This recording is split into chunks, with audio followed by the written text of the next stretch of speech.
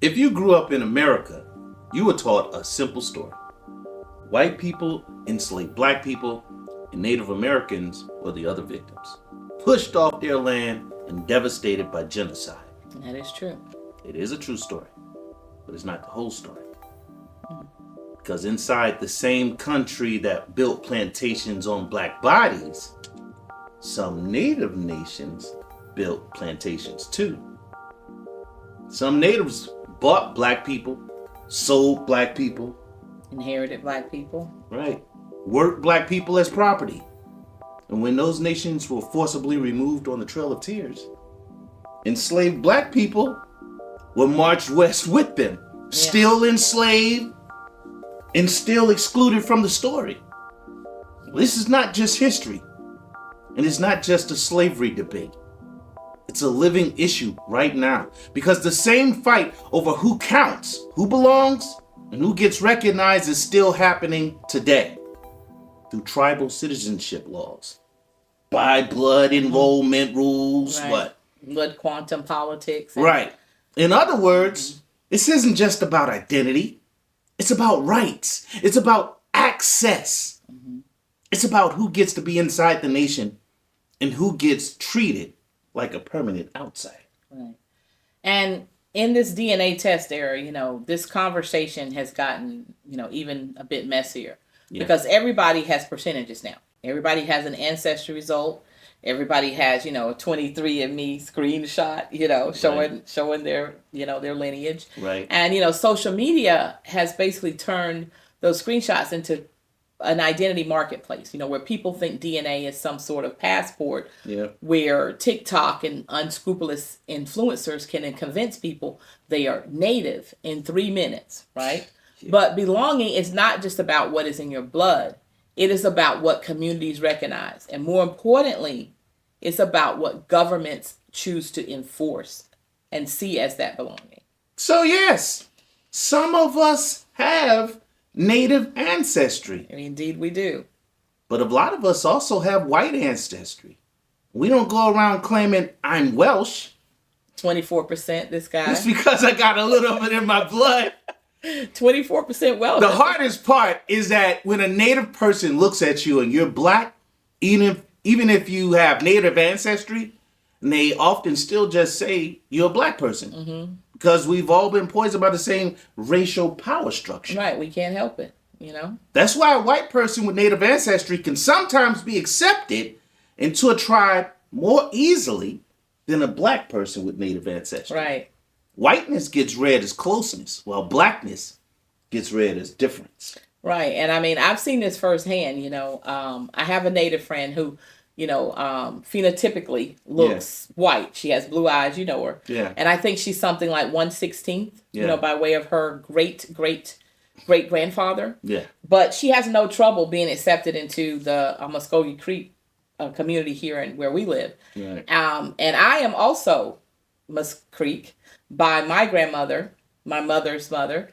But when I show up at those events, they look at my black like I'm a Martian, okay? This is why the story becomes uncomfortable. Because tribal citizenship is not symbolic. It's a material. It determines access to housing programs, healthcare, education, benefits, and claims, in some cases, even per capita payments tied to gaming revenue or federal settlements. Right. And when Freedmen descendants, right, are excluded. They're excluded, right. It's not just a cultural disagreement. Right. It's a modern policy decision with modern consequences. Right. And the final reason this matters right now is because, we're living in an era where solidarity is collapsing. Black and Native people, we should be natural allies to fight against the American power structure, right? Right. But the system benefits when we stay divided. The algorithm benefits when we fight. And the internet benefits when we turn history into like an oppression Olympics where people argue over who suffered the most instead of asking the obvious question, which is who gained, who profited, and more importantly, who still controls the rules, right? Yeah. Before we continue, I'd like to thank everyone for being a part of our community. If you want to see more content If you're not a part of the community, you want to see more content like this, please subscribe to the channel. And if you want to help us grow, which we definitely appreciate it, please like, share, and hit that hype button, so it can get out to more. And if you're intrigued by this subject, please put a comment below. We'd appreciate your continued support. Now, this video is not here to disrespect indigenous suffering. And it's not here to deny Native sovereignty. Right. And it's not here to pretend the U.S. government is not the main architect of all of this. Because they are, obviously. But it's here to ask the question that America avoids because it does not fit a clean narrative.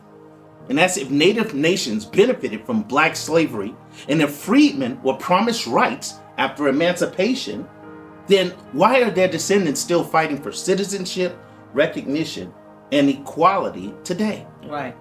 And if reparations means repair for stolen labor, stolen wealth, broken treaties, right, then we have to be honest about something. Some Native governments do not just owe black people acknowledgement, they owe them justice. Absolutely. And to understand how we got here, we have to start with the fact that slavery in North America did not begin with Europeans. It was not practiced by only one group. Many indigenous societies across the Americas practiced, different forms of captivity long before European contact. Yeah. And I also want to take a moment here, because this is, in all fairness, to acknowledge that slavery was also practiced in Africa, in parts of Africa as well. This is something that's been practiced among all types of groups of people throughout the history. So we're not pointing out that it's just Native Americans who practice enslavement, right? Mm-hmm. And we're also pointing out that these systems did exist prior to European contact. Yeah. However, these systems were not based on race. They did not function like chattel slavery that later developed in colonial America, right? Mm-hmm. The captives were often taken during warfare and could be adopted. They could be ransomed. They could be exchanged and held for labor. Right. In many cases, captivity was temporary. The status of the captives could change over time, while this was still a form of unfreedom, for lack of a better word. It operated within cultural, social, and kinship systems that differed significantly from plantation slavery. Sure. Right? Captives might be integrated into families to replace members lost to war or disease. And in some societies, captives could eventually gain status, marry into the group, or become full members of the community. Right. This system did not assign permanent slave status to descendants, nor was it organized around racial hierarchies. Importantly, Africans were not part of the system prior to European arrival, as there was no transatlantic slave trade in the Americas before colonization. Exactly. Right. So European colonization, however, radically altered indigenous societies, including their systems of labor and captivity. The introduction of European concepts of private property, racial classification, and hereditary slavery basically transformed everything. Exactly. Within those native nations especially. Yeah. And as European settlers expanded, they pressured these nations economically and politically, and colonists introduced African chattel slavery on a massive scale, right? And it was defined, more importantly, by race. It was permanent, and it basically set into law that governed treatment of enslaved people as property. Over time, some native nations adopted these practices, particularly in the southeastern United States. This adoption was influenced by multiple factors, including economic incentives, proximity to southern slaveholding states, and pressure from the U.S. government to assimilate into European American norms. Enslaved Africans and African Americans were purchased, inherited, and sold by native slaveholders in ways that closely mirrored Southern chattel slavery. Absolutely. As the United States expanded, several southeastern native nations, especially the Cherokee, Choctaw, Chickasaw, Creek, Muscogee that is, and Seminole, were forced to prove they were civilized. Right. Now, this word civilized was a label that was later formalized as the 5 civilized tribe, which was not an honor. This word civilized was used as a colonial loyalty test, basically meaning that they had adopted the way that white people thought they should behave. Right. It kind of rewarded native nations that adopted European style institutions such as centralized government, written constitutions, right? Plantation economies, Christianity, English literacy, private property, and of course slavery. Right? Correct. The U.S. government and Southern elites framed these changes as evidence that these nations were assimilating. Right. But in reality, many of these adaptations were survival strategies under relentless encroachment. Right. They just trying to make it like everybody else, Right. Leave us alone. Right. I mean, the same state that demanded assimilation also continued to seize land and undermine sovereignty. Right. And within this system, slavery became a part of how certain Native Americans tried to protect their political status, economic security, and some wealthy families within these nations adopted plantation model directly by owning black folks and using them for labor and in agriculture and domestic work, and also building infrastructure. Enslavement was concentrated among the elites for the most part, and it was shaped by proximity to the southern slavery economies, right? Correct. And the, 5 civilized tribes, they weren't the only native groups involved. Right. While the southeastern nations were the most deeply integrated into the plantation system, other tribes also participated in forms of black bondage, right? In what? And in the Northeast, in the Mid-Atlantic, for example, Native groups were drawn into colonial slave markets indirectly by alliances and warfare and economic dependence on, the European settlements around them, right? Exactly. I mean, in the West and Southwest, the dynamics could look different. Sometimes involving captive labor systems that predated U.S. expansion. Right. But, later became entangled with American racial slavery and settler laws. So here's where it gets a little bit kinky, right?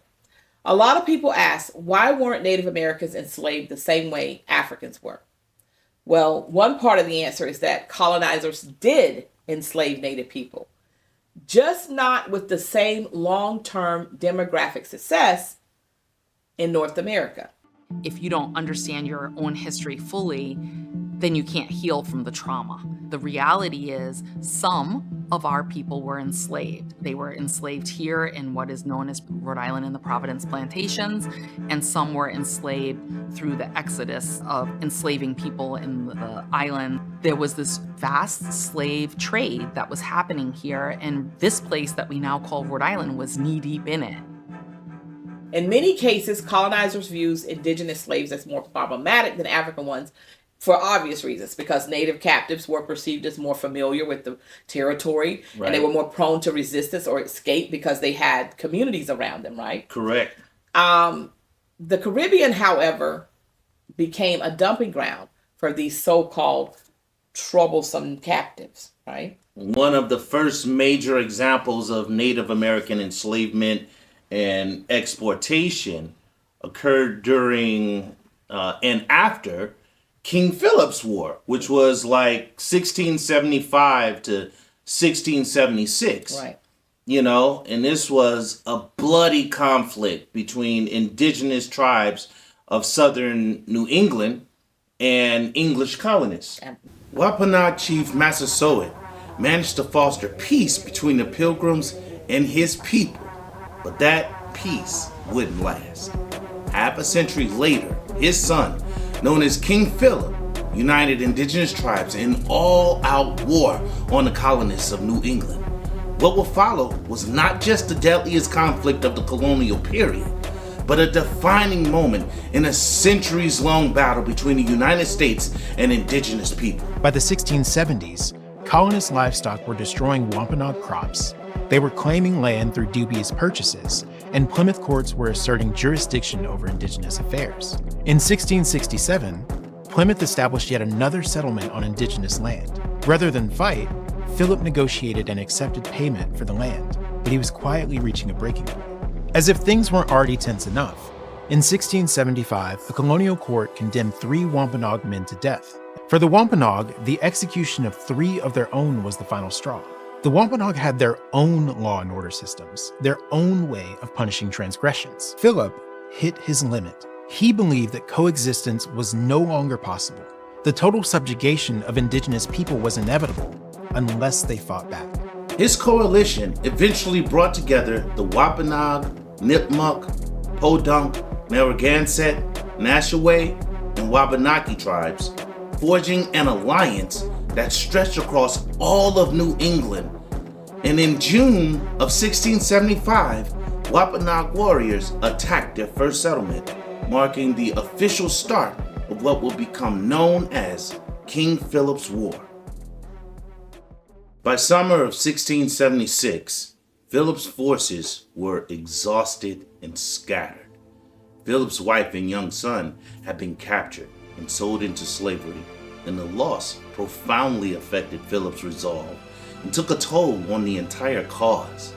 And at dawn on August 12, 1676, the colonists attacked Philip's camp, and he was shot twice through the heart, and his body was quartered and his head was cut off and mounted on a pike in Plymouth, where it remained for 20 years as a warning for indigenous people not to rebel. King Philip's death marked the end of the war, and colonists launched widespread violence against the indigenous. War had now become a genocide. Hundreds and hundreds of Native Americans, many of them non-combatants, like women and children. Right. They were rounded up and sold into slavery in the Caribbean, particularly in Jamaica and Bermuda. Bet y'all didn't know that. But they were also shipped to places like Barbados, the Azores, Spain. Right. And Tangier, North Africa. Now that I did not know. That was pretty surprising. Yeah. That, wow. Yeah. And so by the 17th century, Jamaica had become one of the British Empire's most valuable colonies. Yeah. The island's plantation economy, particularly sugar, depended heavily on slave labor. And after the British had wrested control of Jamaica from Spain in 1655, planters sought to build up their labor force as rapidly as possible. So while African slaves were the mainstay, there was also a steady supply of enslaved indigenous people from North America, and especially in South Carolina, which was actually one of the major exporters of these enslaved Native Americans during the 1600s and early 1700s. According to historian Alan Gillay, from 1670 to 1715, more Native Americans were exported to slavery from Charleston, South Carolina, than Africans were imported. Now, you may ask, what became of the Native Americans once they arrived in Jamaica? Yeah. Well, detailed records are scarce because, in part, indigenous slaves were quickly absorbed into the broader enslaved population, which was overwhelmingly African in origin. Now, there is little to suggest that Native Americans in Jamaica formed distinct cultural communities in the way that the Maroons or Indian indentured laborers did later.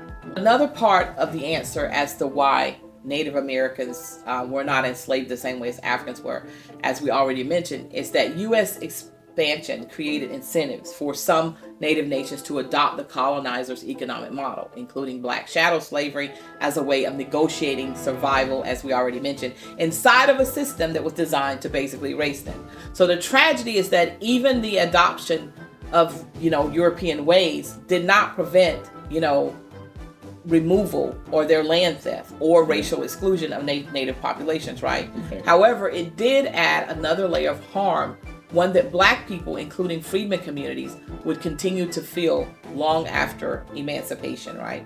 And these tribes enslaved black people were legally defined as property, not as potential future members of the tribe. Right.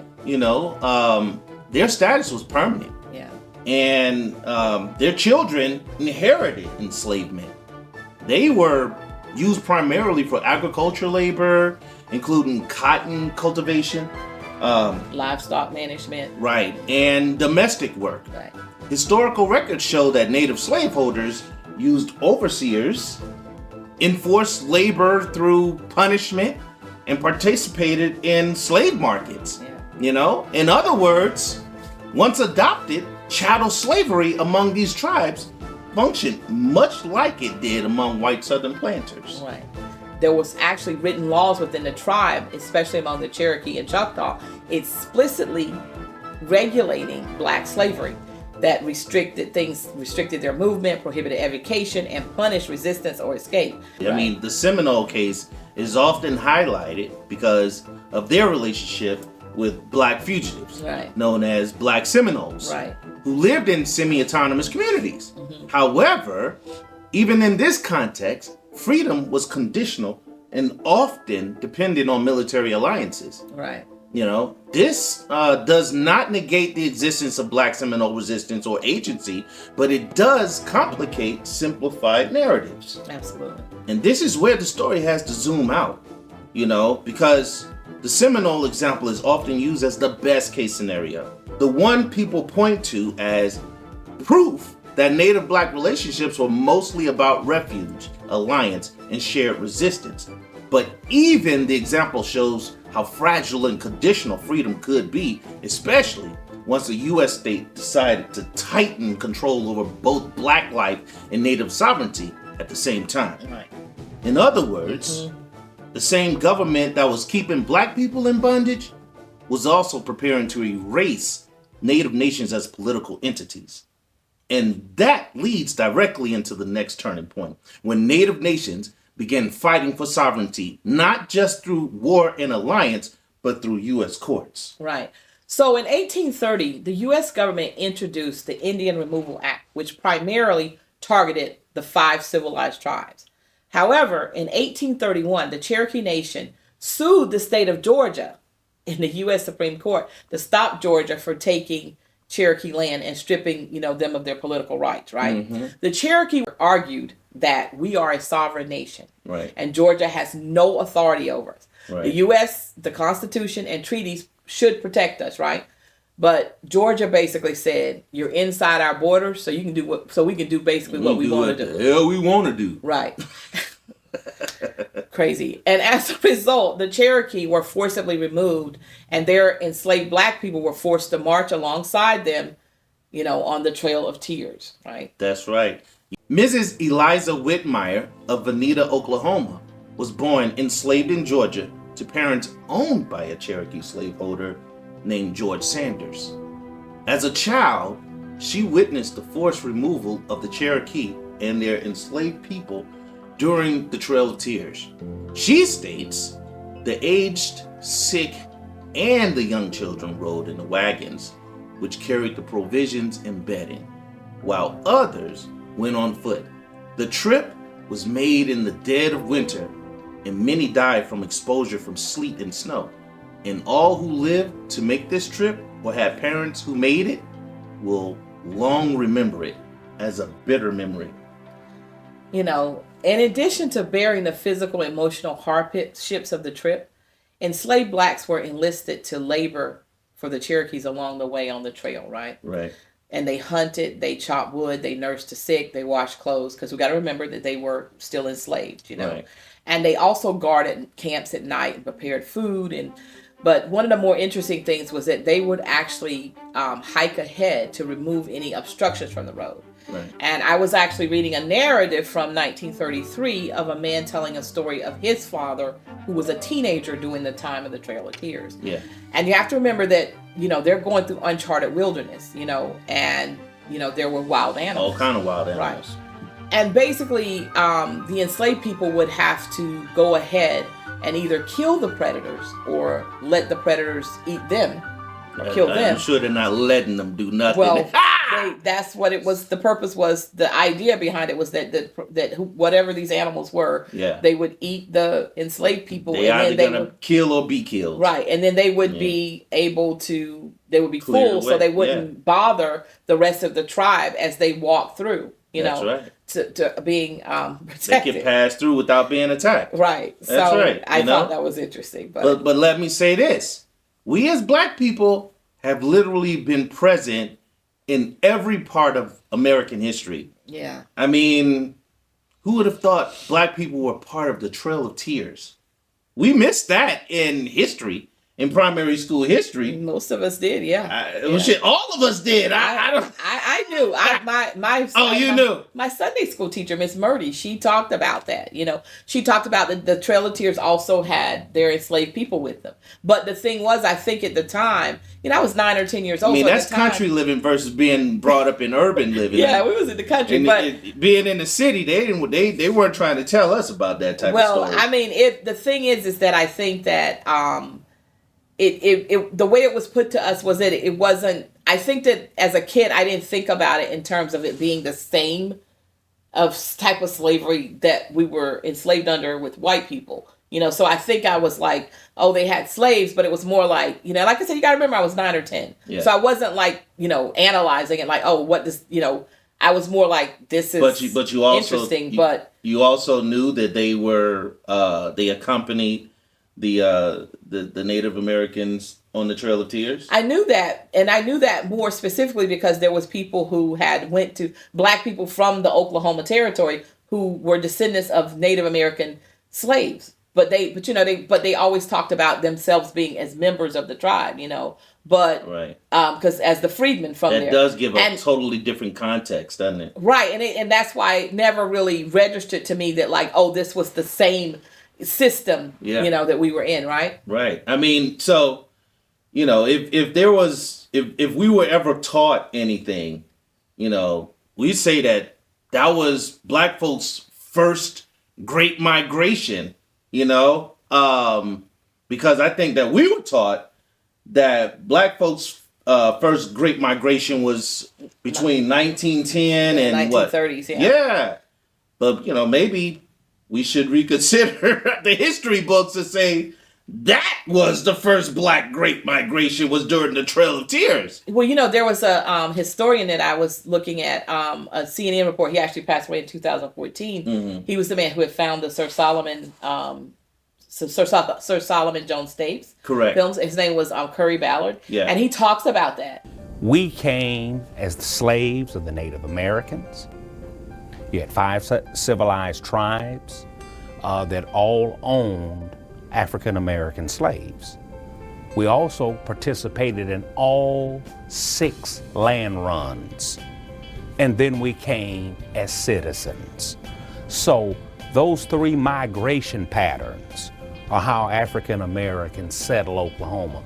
As we know, these black people were not free during removal, Right. So instead they remained enslaved before, during, and after relocation to the Indian Territory, as we just sort of discussed, right? Which is now the modern day Oklahoma, right? And that fact directly contradicts claims that Native slavery was merely symbolic or fundamentally non-exploitative, right? Right. Owned by the Chickasaw Nation. Owned by the Chickasaw Nation. Your ancestors were enslaved by Native Americans. You are one of the few African Americans who was not enslaved by white people, enslaved by Native Americans. I don't know how I feel about that. It's crazy because really you feel like, oh, the 2 biggest blights on the way this country started, slavery and the genocide of the Native Americans and the Trail of Tears and all those horrible stories of what has happened to the Native people here. And then our family was owned by people who had suffered. That's mind-blowing. Enslaved Africans experienced displacement, violence, did. and loss right alongside the Native nations, but they didn't get any recognition as victims, of the removal. They are largely erased from historical memory inside of this context. As usual. Right. And once they arrived out west, the enslaved were put to work. They were put to work. They were rebuilding the Native nations. Enslaved black folk were given the hardest part of the rebuilding. Clearing land, cutting timber, building cabins, barns, Fences. I mean, they built the whole community. Yeah, it was backbreaking, I'm sure. Right, digging wells, planting new fields. Yeah. All of that. In fact, the mural home was built by those enslaved by the Cherokee Nation. Mm-hmm. The George M. Mural Home was a historic house museum built in 1845 near Tahlequah, Oklahoma. Thank you. And, it was one of the few structures to survive post-Civil War. Right. And treatment of, enslaved black people by native slaveholders varied. Just like it did with white slavery, because it was you're still enslaved. So that's still not good, but how people treated their slaves did vary. It varied. And but one thing we do have to point out, so the idea that indigenous slavery, when compared to white slavery, that it was uniformly mild or fundamentally different, is not supported by historical records. Right. Once chattel slavery was adopted, enslaved people were subjected to the same things: corporal punishment, family separation, and sale. And actually, we came across some interviews of a few people who had been formerly enslaved in Native nations, and this was on the Library of Congress Federal Writers Project site, right. Mm-hmm. Which we'll post in the description of this video below. Right. Right. And so one of those people was Phyllis Pettit. Right. She was interviewed at the age of 83 in Fort Gibson, Oklahoma. Right. Right. And she was born enslaved on a Cherokee plantation in Rusk County, Texas. And Phyllis describes being moved between Texas and Cherokee Nation territory after her family was sold and resold. Right? So she recalls plantation life in Texas, living in slave quarters, working in the big house as a child, doing chores and remembering relationships with people on the plantation. And for the most part, she said she was treated okay. Having enough food to eat and not being subjected to any severe punishment. But she also describes trauma in the sense that she witnessed beatings. Yeah. There was family separations, where she recalls this boy crying after a long time after his mom had passed away. And then she also talks about an attempted escape that was punished by the bloodhounds being sicked on this man, right, for when he tried to escape. So right.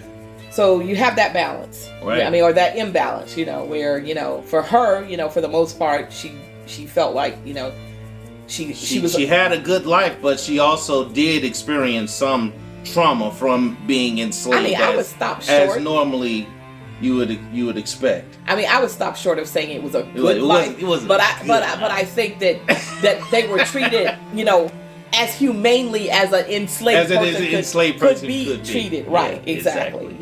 So Milton Starr, by contrast, right, was born enslaved in 1858 in the Cherokee Nation near Russellville, Arkansas. Right.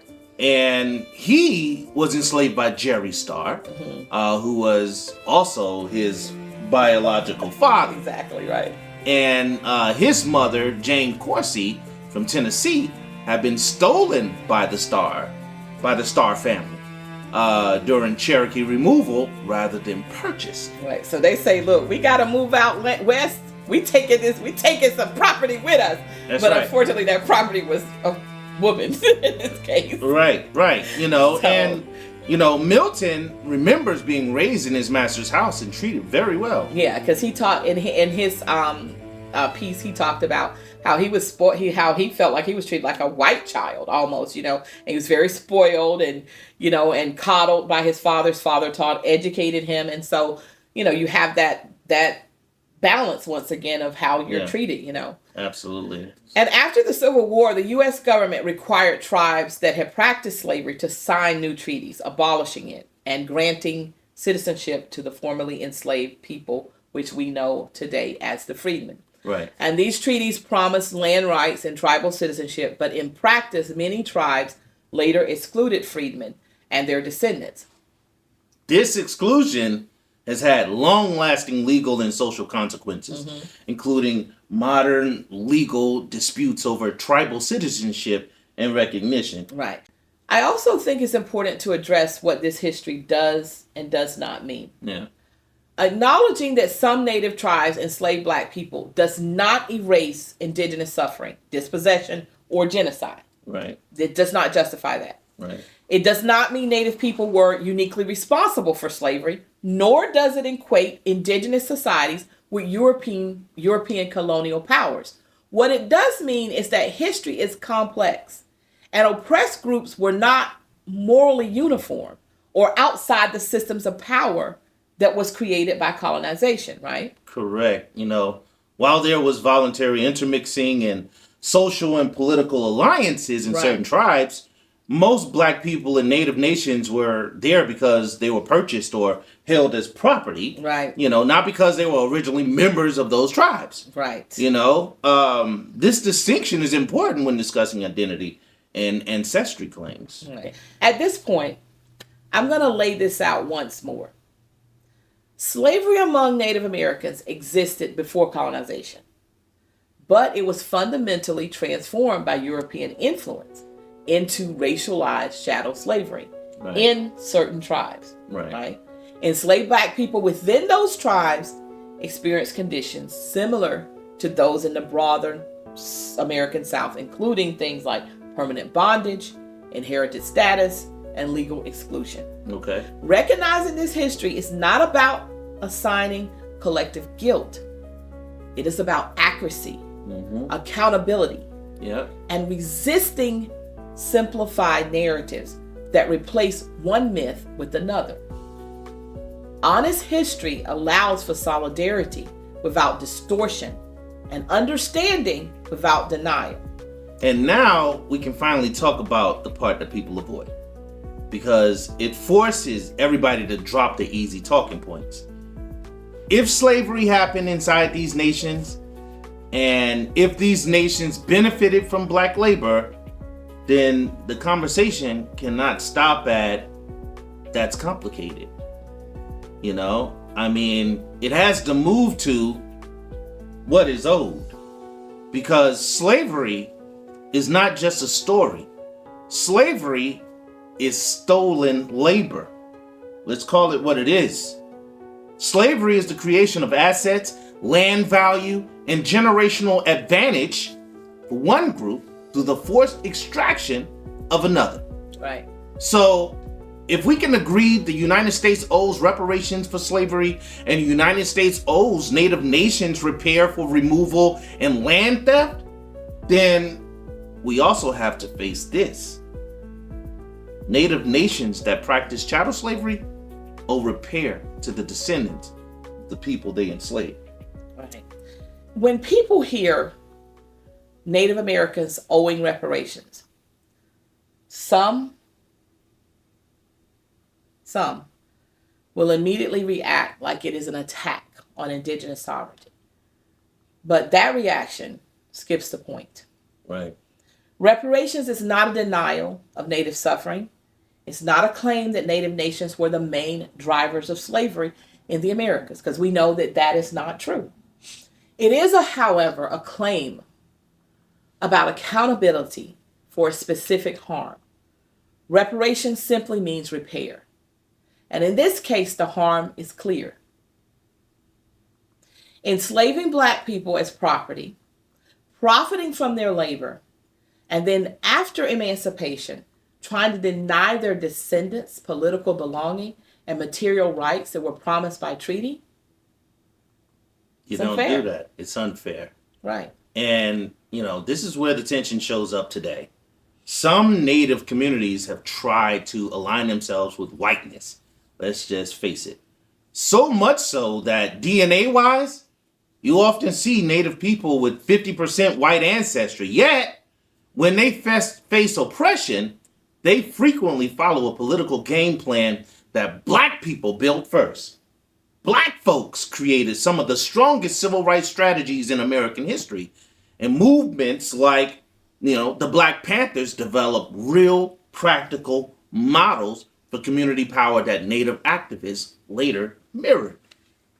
So, what frustrates me is that the same communities that borrowed our prototypes don't always recognize how unstoppable we could have been if we were fighting together instead of divided. And that division shows up in identity too, right? What?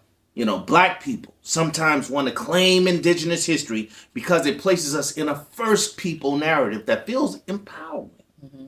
But there were also real atrocities committed against us by Native groups. And that complicates everything. Right.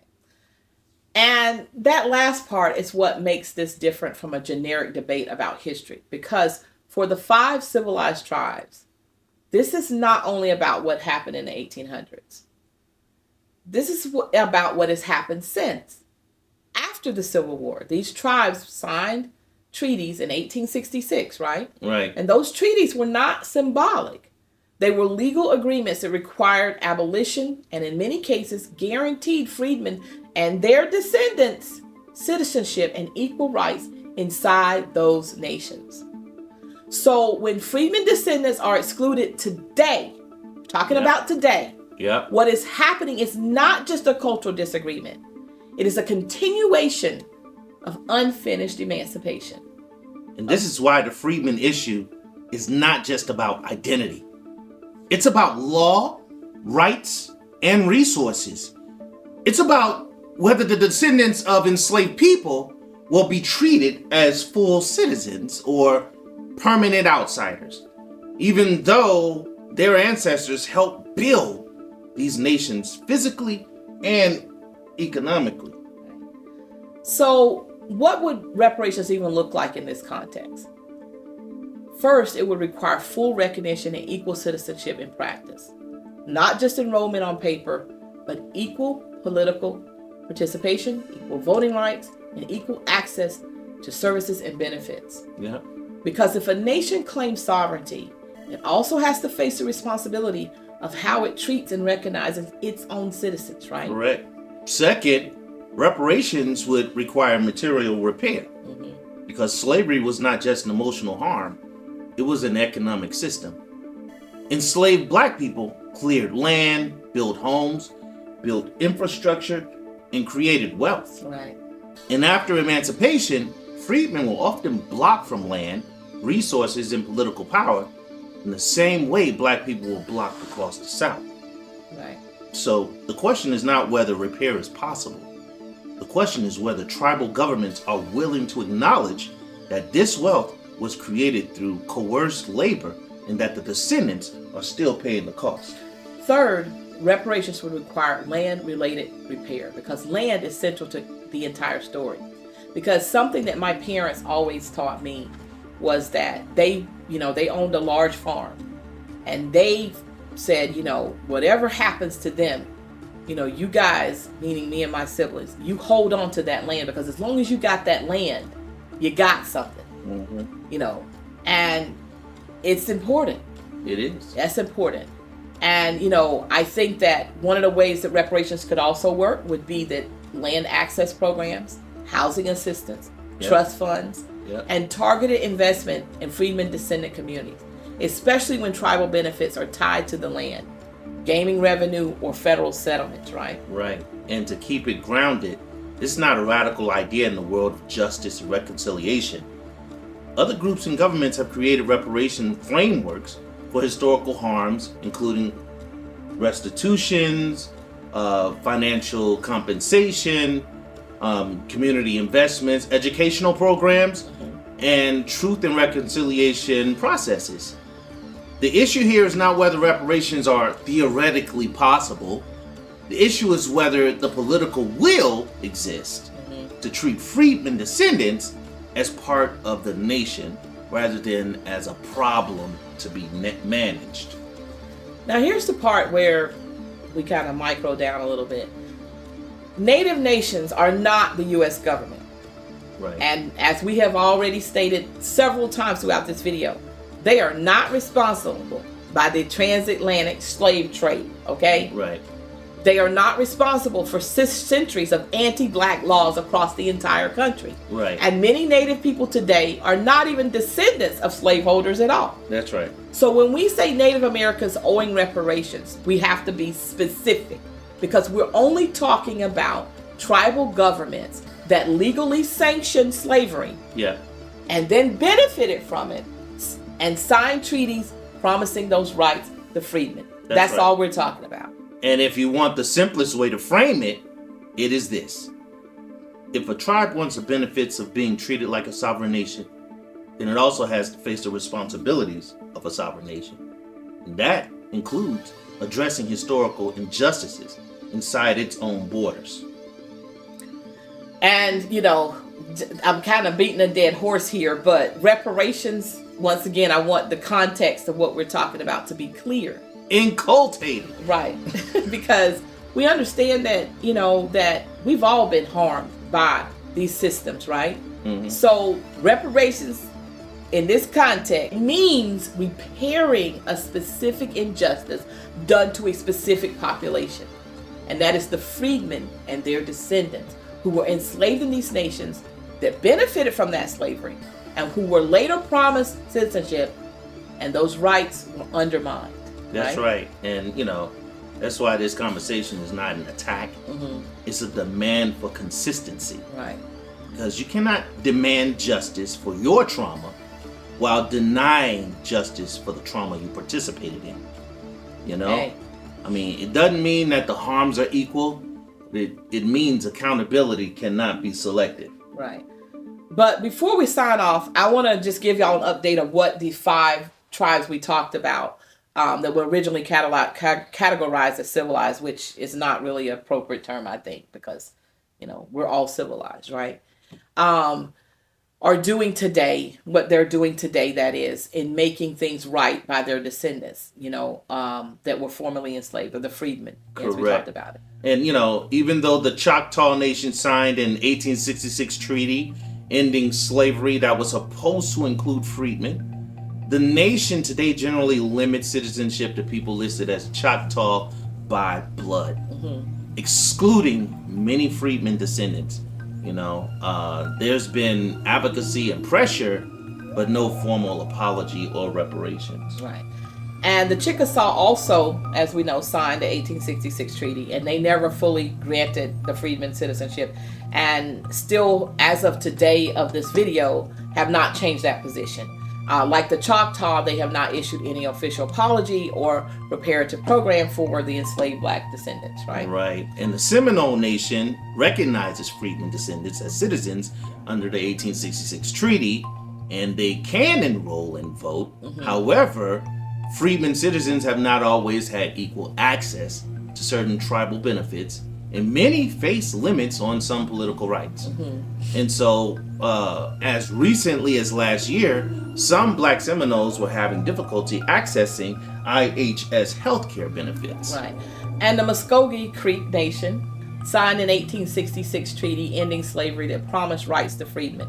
And in 2025, the Muskogee Supreme Court ruled that freedmen descendants have a treaty-based right to citizenship, right? Rejecting the by-blood restrictions that had been put into place before in their constitution. Right. However, while applications are still being accepted, the nation is still working through implementation and has paused issuing IDs while updating tribal law. And like I said, this is as of today of this video because, law is constantly mutating and changing. But there is hope that a bridge can be built. And the Cherokee Nation is leading the charge. Among the 5 tribes, the Cherokee Nation is the only one that recognized freedmen as full citizens today, at this moment in time.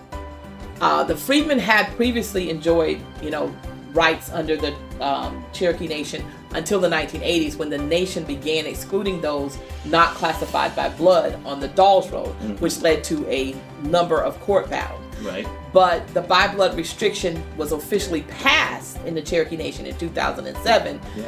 But it was only recently removed by unanimous ruling of the Cherokee Supreme Court on February 22nd, 2021. Yeah. And while there has been some internal opposition, as there always going to be in any situation, the Cherokee Nation has moved towards broader inclusion and reconciliation for its Black Cherokee citizens, right? Right. And in fact, in 2023, the Cherokee Nation did an installation at the Cherokee National History Museum called We Are Cherokee, Cherokee Freedmen and the Right to Citizenship. It's beautiful.